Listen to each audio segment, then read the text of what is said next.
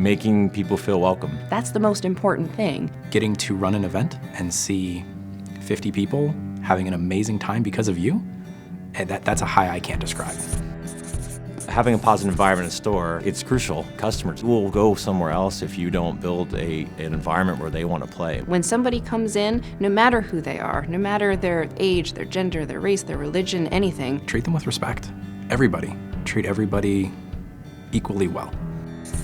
That starts with the store owner leading by example and creating the personal relationship with the first customer who walks in the store. Be friendly as soon as they get in there. If you don't remember their name, it's okay, you can ask their name, but try and call them by their name. And welcome them and then introduce them to everybody else. You are there as a customer service representative for the players. You're there as someone to make sure that it's a fun, fair environment. By fostering that welcoming environment, you're going to attract players from all walks of life. Over the course of owning my shop, I saw customers that were loyal to me and only to me because of the positive environment that we created.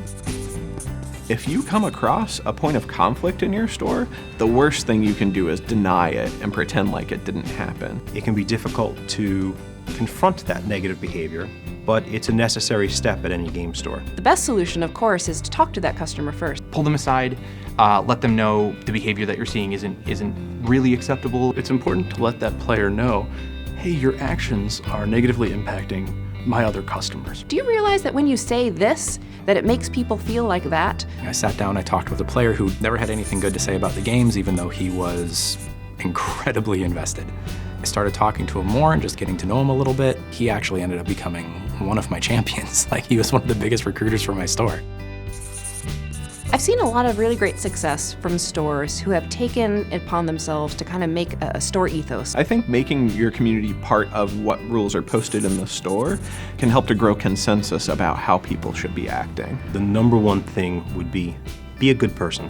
Be respectful. Clean up after yourself. And have a good time. People have a very hard time being aggressive or confrontational when everybody is having a blast.